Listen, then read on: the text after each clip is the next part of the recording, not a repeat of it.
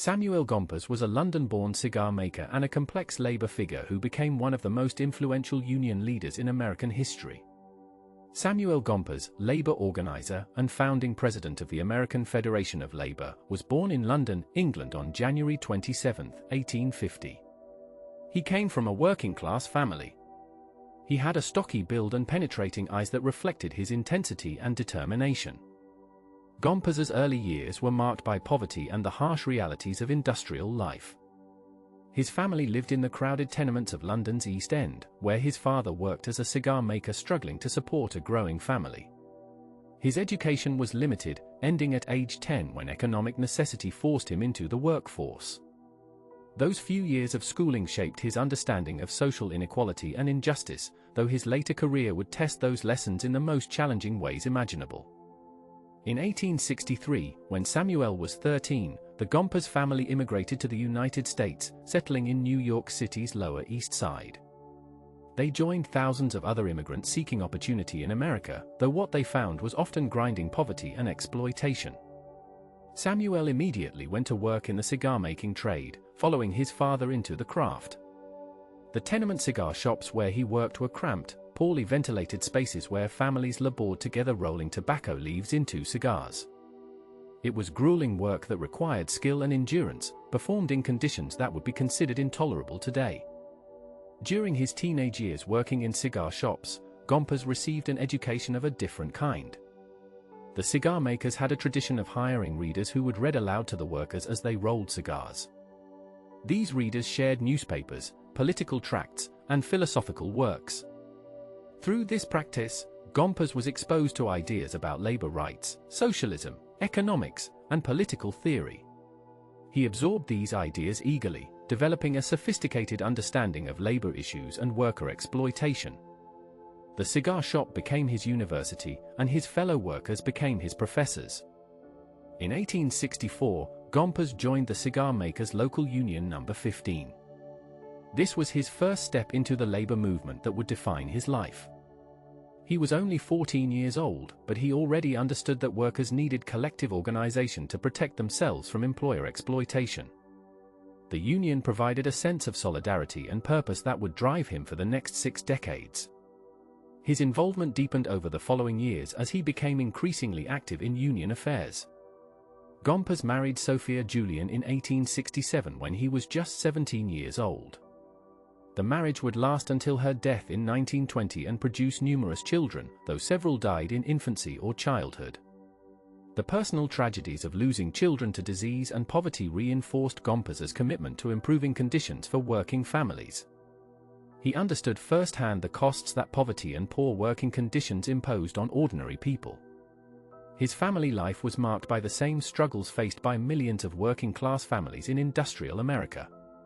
In the early 1870s, Gompers came under the influence of Ferdinand Laurel, a Swedish immigrant and socialist who had participated in the First International. Laurel introduced Gompers to systematic economic and political theory, particularly the ideas of Karl Marx.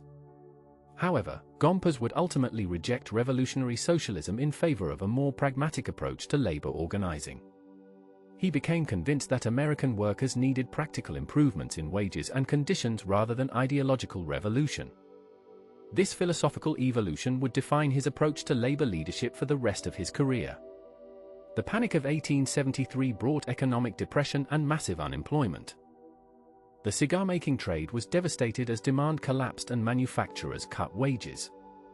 Gompers witnessed the suffering of workers who had no protection against economic catastrophe. The Depression also revealed the weakness of existing labor organizations, which collapsed under the pressure of hard times. These experiences convinced Gompers that labor unions needed to be stronger, better organized, and more financially stable to survive economic downturns. In 1875, Gompers and Adolf Strasser reorganized the Cigar Makers International Union, transforming it into a more disciplined and effective organization. They introduced higher dues to build a strike fund and provide benefits to members. They created a centralized structure with stronger national leadership. They focused on practical goals like higher wages, shorter hours, and better working conditions rather than broad political or social reform. This model of pure and simple unionism became the template for Gompers' entire career. The reorganized union survived where others failed, proving the effectiveness of the approach. The late 1870s and early 1880s were a period of intense labor conflict in America. Workers struck against wage cuts and poor conditions, often facing violent opposition from employers and government authorities. The Great Railroad Strike of 1877 saw federal troops deployed against strikers. The labor movement was fragmented into competing organizations with different philosophies and strategies. Some unions advocated revolutionary change, others focused on political action, and still others emphasized economic organization. Gompers observed these conflicts and drew lessons about what worked and what did not. In 1881, several trade unions came together to form the Federation of Organized Trades and Labor Unions. Gompers was involved from the beginning, serving on various committees and helping to shape the organization's direction. The federation was weak and poorly funded, but it represented an attempt to create unity among craft unions. Gompers saw its potential even as it struggled to establish itself. He understood that labor needed a national organization that could coordinate action and speak with a unified voice.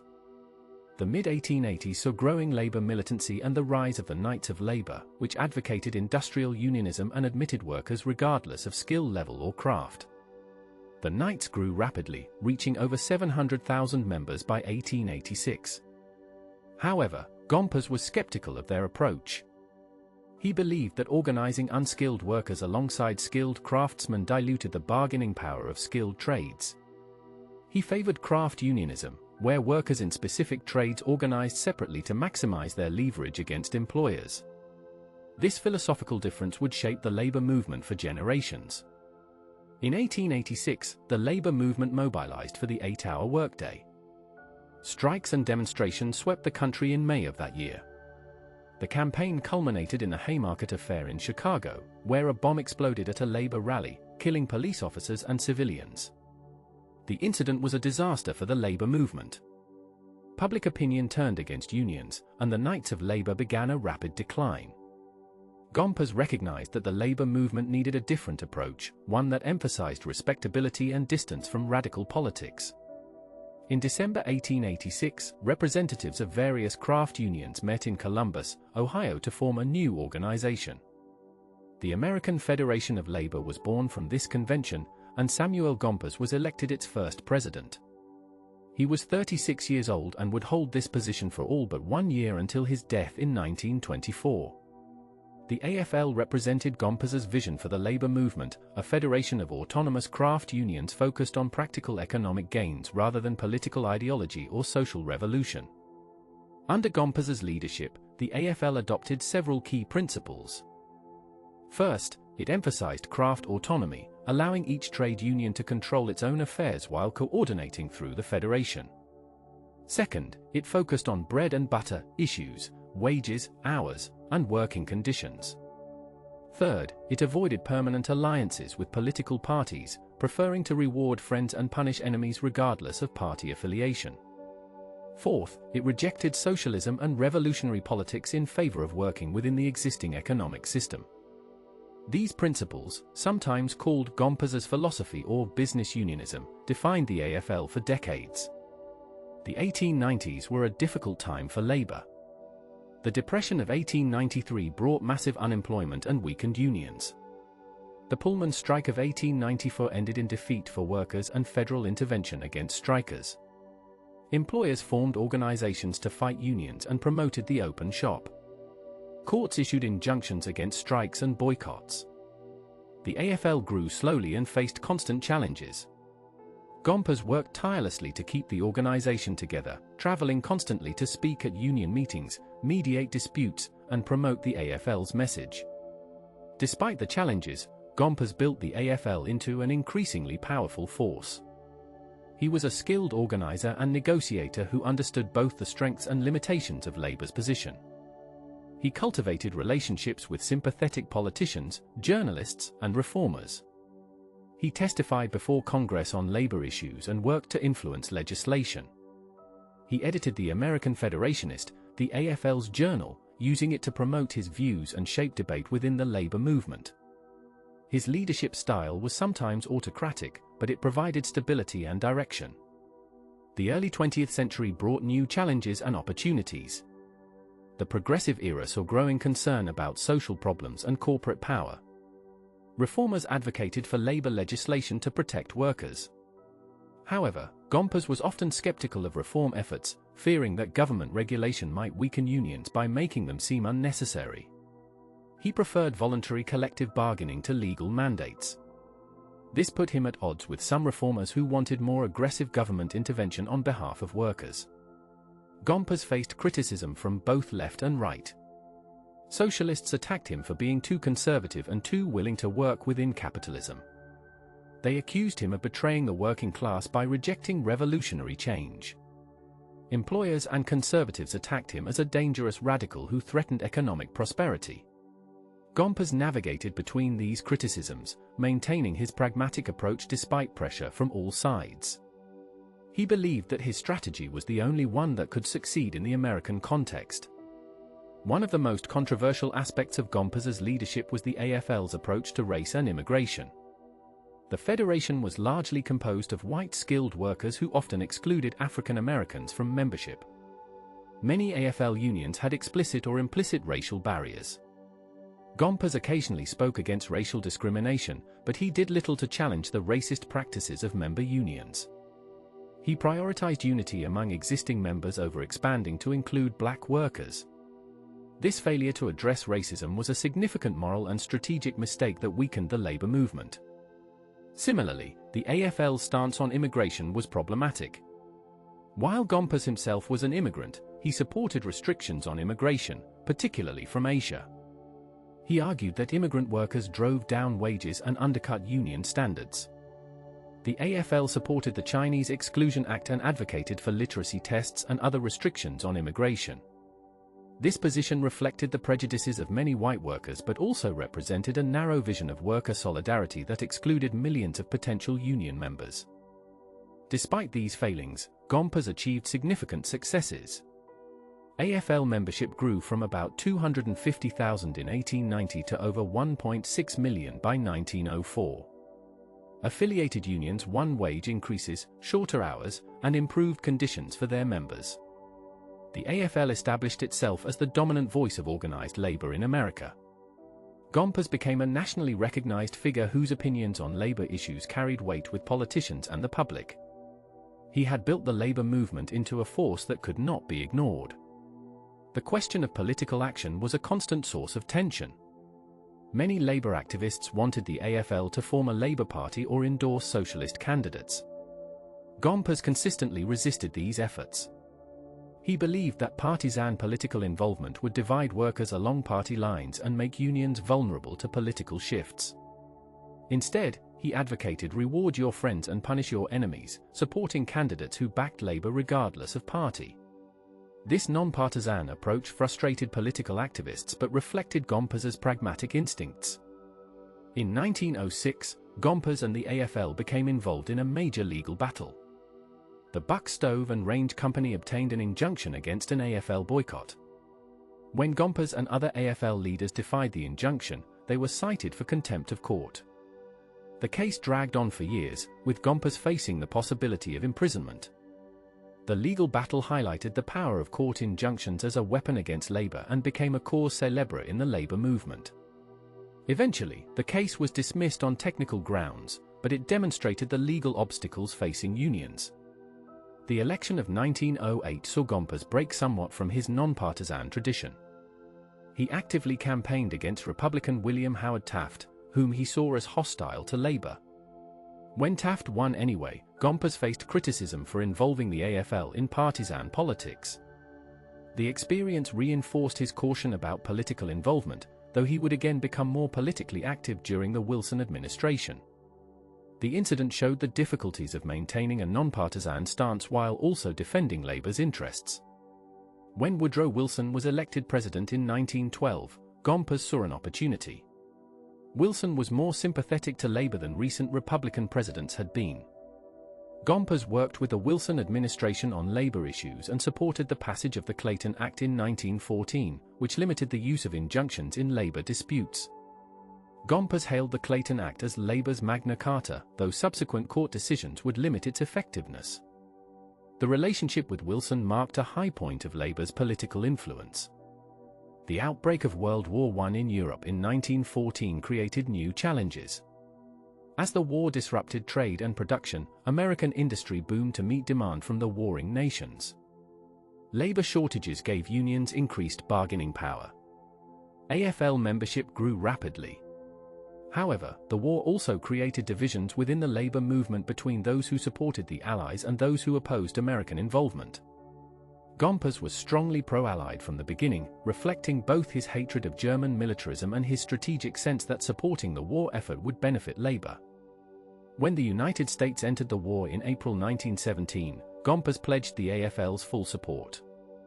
He served on the Council of National Defense and worked to prevent strikes that might disrupt war production. In return, the government recognized unions and promoted collective bargaining in war industries. AFL membership soared to over 4 million by 1919. The war years represented the peak of Gompers' influence and the high point of the AFL's power. Labour was recognized as a legitimate partner in the national effort. However, Gompers' support for the war was controversial. Many workers and labor activists opposed the war or objected to the no-strike pledge. The Industrial Workers of the World, a radical union that competed with the AFL, was suppressed by the government with Gompers' tacit approval. Socialist labor leaders who opposed the war were imprisoned. Gompers' willingness to cooperate with government repression of radical labor activists damaged his reputation among left-wing workers. He prioritized the AFL's institutional interests over broader labor solidarity. The end of the war brought a severe backlash against labor. The Red Scare of 1919 to 1920 saw widespread fear of Bolshevism and radicalism. Strikes were portrayed as revolutionary conspiracies. The government and employers launched an aggressive campaign against unions. The open shop movement gained strength. AFL membership began to decline. The wartime gains were eroded as employers reasserted control. Gompers fought to maintain Labour's position, but the political climate had shifted decisively against unions.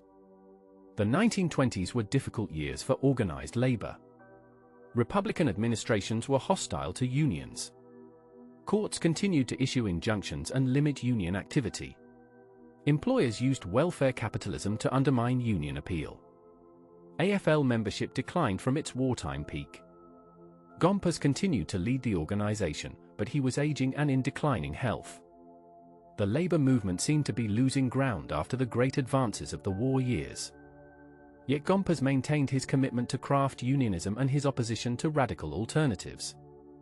Throughout his career, Gompers traveled extensively, speaking at union conventions, mediating disputes, and promoting the AFL.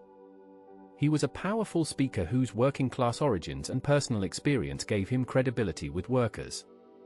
He could be charming and persuasive or fierce and uncompromising as circumstances required. His leadership style was hands-on and sometimes domineering.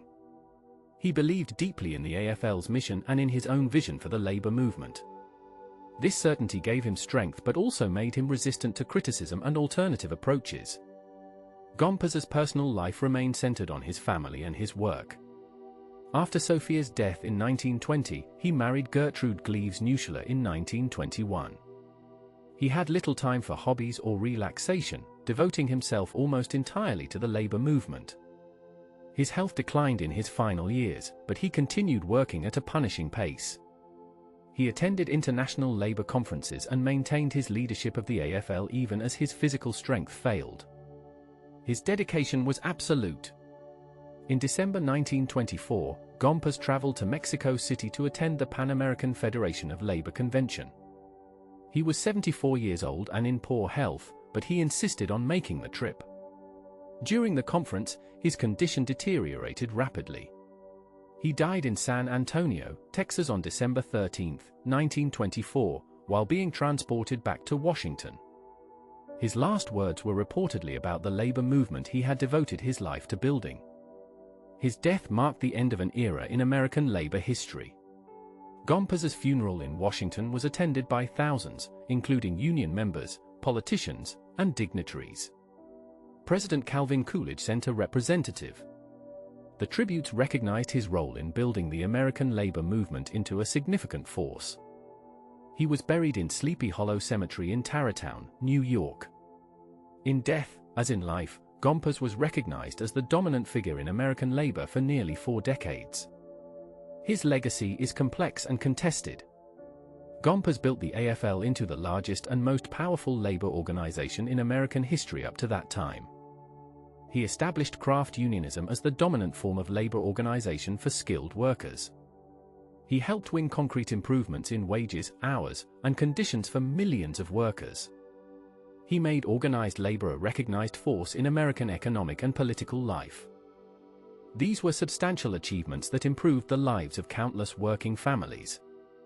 However, Gompers' legacy also includes significant failures and limitations. His commitment to craft unionism left millions of unskilled and semi-skilled workers unorganized. His acceptance of racial exclusion weakened the labor movement and betrayed fundamental principles of worker solidarity. His opposition to industrial unionism and his hostility to radical alternatives limited labor's potential power. His focus on skilled white male workers reflected and reinforced broader patterns of inequality in American society. Modern historians have offered varied assessments of Gompers. Some emphasize his practical achievements and his success in building a durable labor organization in a hostile environment. They note that his pragmatic approach was suited to American conditions and that more radical strategies had failed. Others criticize his conservatism and his failure to build a more inclusive and powerful labor movement. They argue that his narrow vision limited labor's potential and that his acceptance of capitalism and racism betrayed working-class interests. Perhaps the most balanced assessment recognizes both Gompers' achievements and his limitations. He was a skilled organizer and leader who built an enduring institution under difficult circumstances. He improved conditions for many workers and established organized labor as a permanent feature of American life. However, his vision was limited by the prejudices of his time and by an excessive caution that prevented more ambitious organizing. He succeeded in building a labor movement for skilled white workers but failed to create the broader, more inclusive movement that might have transformed American society more fundamentally. Gompers represents a particular type of labor leader, the pragmatic institutionalist who prioritizes organizational survival and incremental gains over revolutionary change. History has seen many such figures, leaders who work within existing systems rather than challenging them fundamentally. Gompers' tragedy, if it can be called that, was that his very success in building stable craft unions may have prevented the emergence of a more radical and inclusive labor movement. In the end, Samuel Gompers was neither a revolutionary hero nor a labor traitor, but rather a pragmatic organizer who built a powerful institution within significant constraints. His legacy includes both the achievements of the AFL in improving conditions for skilled workers and the failures to organize the unorganized and challenge fundamental inequalities. He is remembered today primarily as the founder of the AFL and as the architect of business unionism, which is perhaps fitting for a man who always emphasized practical results over ideological purity. Gompers remained until his death a man of contradictions, celebrated for building American labor's first enduring national organization while criticized for the limitations and exclusions that weakened that organization's ultimate impact.